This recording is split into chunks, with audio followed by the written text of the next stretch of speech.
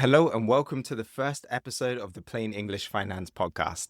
In this first episode, I wanted to give you a little bit of background about who I am, what this podcast is about, and I'll share a little bit about my story, what kind of shaped my approach to money and why decision making is so important when it comes to personal finance. This episode is really a quick way for you to get to know the purpose of the podcast and the reason why I'm doing it.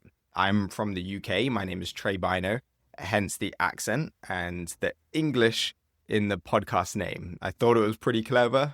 Personal finances in plain English, and I'm also from England. Maybe it's clever. I don't know. Let me know. But I was born and raised in the UK. Unfortunately, I went into the foster care system in my early teen years. And I also aged out of the foster care system. And that stage of life significantly impacted how I view money, resources, who I'm willing to listen to for advice, and how I make decisions, not just around personal finance, but around a lot of things. I have an accounting background from the UK, and my goal was to become a forensic accountant.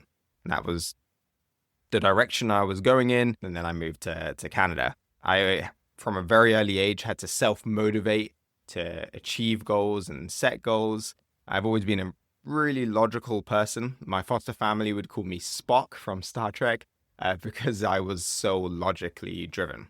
And while I think they kind of meant it as an insult, it really, really helped me make good choices compared to the choices that the majority of other people would have made if they were in my situation. I kind of owned it. It's on me to achieve what I want to achieve and to figure out how to do so no matter the circumstances. People experience various levels of privilege with their life. Some people have a lot more had a lot more privilege than I did growing up.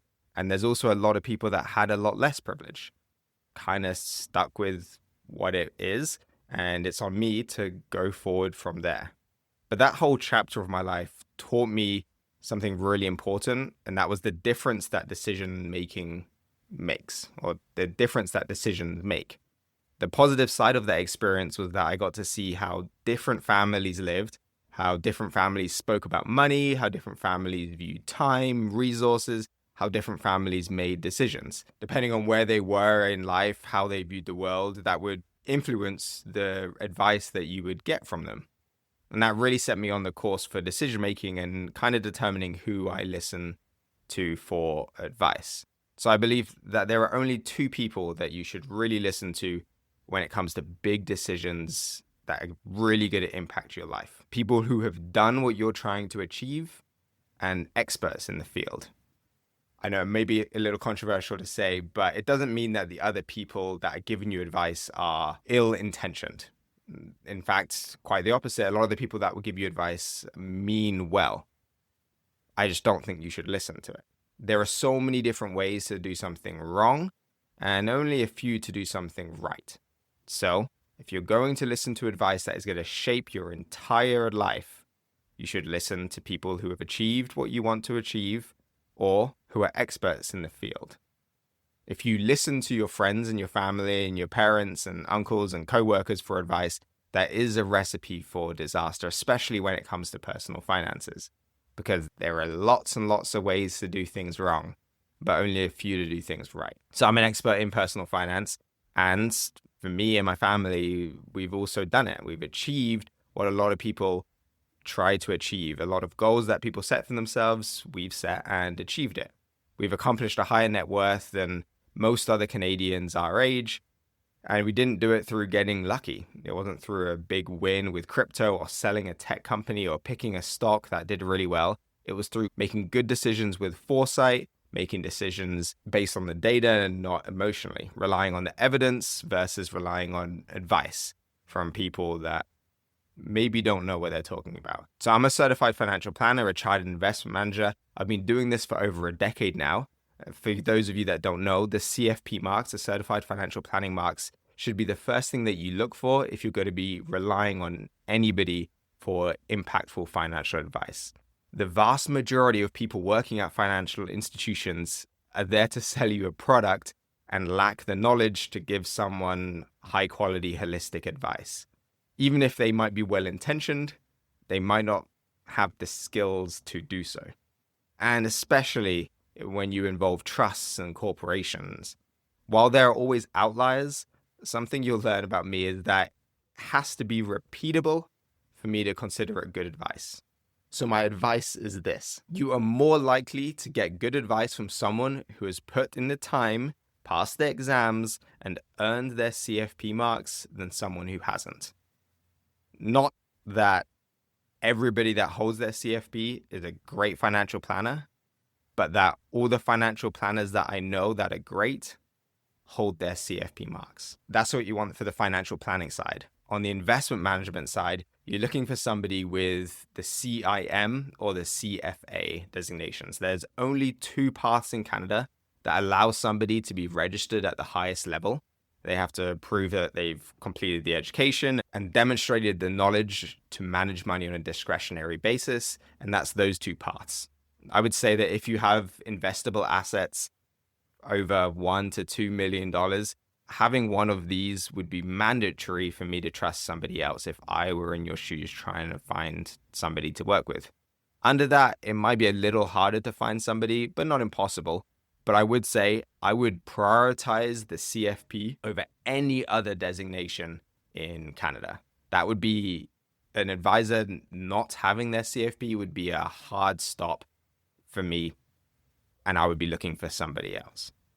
It just isn't worth the risk to me. So I'm a financial planner with TCU Wealth Management and Ep.1 Wealth. TCU is a credit union in Saskatchewan. It used to be called Teachers Credit Union, but when they opened their doors for everybody, they rebranded to TCU Financial Group. Ep.1 Wealth is the dealer that most credit unions across Canada use. So I do financial planning and portfolio management there, but I focus pretty heavily on the financial planning side, and you'll learn a little bit more about why in episode 2, where I'll kind of cover my investment philosophy. I tend to work with people with more complex financial situations, so typically they would involve trusts or corporations, maybe farms. But this podcast is for everybody. It's not just for those people. And while I'll probably tie it back to things like that because that's my area of speciality, the podcast is truly for anybody that wants to get better at making financial decisions. Part of the reason I decided to start down this route is because there's a lot of really bad advice that gets floated around from very well-meaning friends and family. And honestly, even from other financial planners or financial advisors, but they just haven't been able to do it themselves. And they might know how to get out of debt or stay out of debt and know how to run a budget, but they don't do it themselves. And I think that if you are serious about your finances and you're seriously wanting to achieve large goals or to do it efficiently, then you should be taking advice from somebody that has proved that they can do both, that they are an expert in the field, but that they can also practice what they preach and do it themselves. Instead of making decisions based on guesswork, decisions should be based on the evidence.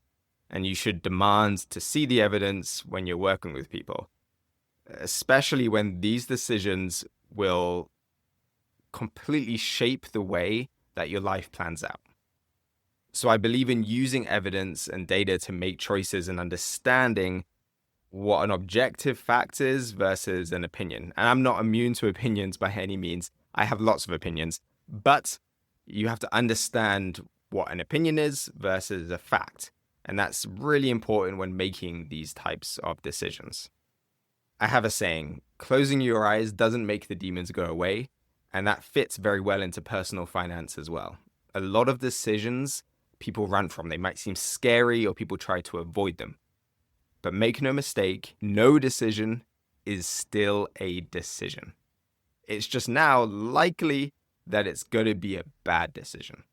So focusing on owning decisions is what puts people ahead. That's what allows people to achieve goals. And it might seem like wealth building is luck. It is not luck. Some people do get lucky, but the vast majority of time, it's based on people making good, consistent decisions. And this podcast is dedicated to that. It's for anybody that wants to learn how to make good decisions and be consistent in making good decisions. I am very good at systematizing things. So I will take a good decision and put it into a system so that it's easier to make good decisions down the line. And it requires breaking a system or breaking a habit to make bad decisions. I would actually say that's my superpower. That's the one thing about me that is almost an unfair advantage compared to the general public. I make good decisions objectively, and then I build a system around it that's easy to stick to. And I apply that to all areas of personal finance and my practice, really. From how we build and grow wealth tax efficiently with a corporation, to everyday budgeting, to how I structure my annual reviews with clients, even for my preference center for my email list. You'll find it requires an initial setup, and then it is a system. And talking about my email list, if you haven't already, please go to my website, trebynoe.ca, so TREBYNOE.ca, and subscribe to the newsletter there. Just make sure that you set your preferences so that you only get what's actually useful to you. So that's it for episode 1. Thanks for listening. In the next episode, I'm going to break down my mindset around key financial planning principles. So I'll see you in that episode. Thanks for listening to this episode of the Plain English Finance Podcast.